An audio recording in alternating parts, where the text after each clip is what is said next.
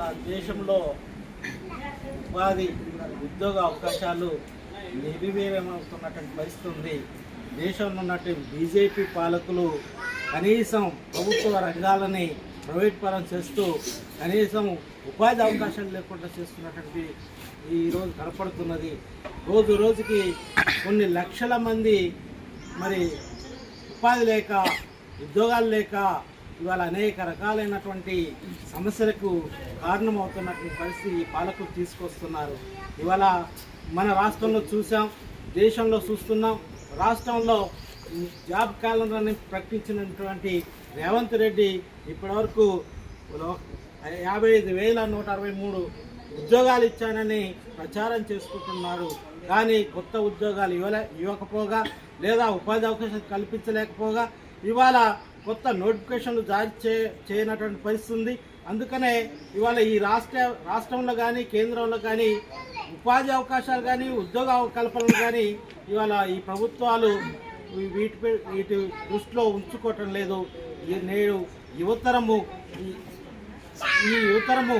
ఉపాధి లేకుండా ఉద్యోగాలు లేకుండా ఉన్నటువంటి పరిస్థితిలో ప్రగతిశీల యువజన సంఘం ఒక నిర్దిష్టమైనటువంటి ఉద్యమ కార్యాచరణ తీసుకుంటుంది.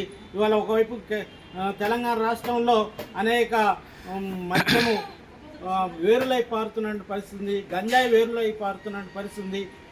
యువతరాన్ని పట్టించుకునే పరిస్థితి లేదు. పాలకులు ఇవాళ నిర్వీర్యమవుతున్నటువంటి శక్తియుక్తుల్ని వాళ్ళని ఏ విధంగా ఉపయోగించుకోవాలో ఈ రాష్ట్ర ప్రభుత్వానికి కేంద్ర ప్రభుత్వానికి లేనటువంటి పరిస్థితి ఉంది.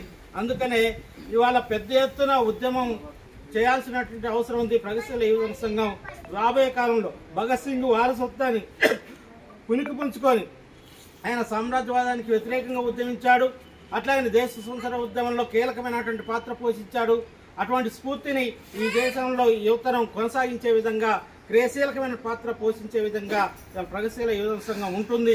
అట్లా ఉండాలని ప్రతి ఒక్కరిని కోరుతూ భగత్ సింగ్ వారోత్సవాలు జరపాలని ఈ నెల మార్చి 17 నుంచి మార్చి 23 నుంచి 31 వరకు జరపాలని, అట్లాగనే ట్రంప్ తీసుకున్నటువంటి నిర్ణయం ఏదైతుందో ఇక్కడ ఉపాధి కోసం పోయినటువంటి అమెరికాకు వాళ్ళని బేడీలు వేసి ఇండియాకు పంపిస్తున్న మోడీ కనీసం స్పందించినటువంటి పరిస్థితి దౌర్భాగ్య పరిస్థితి.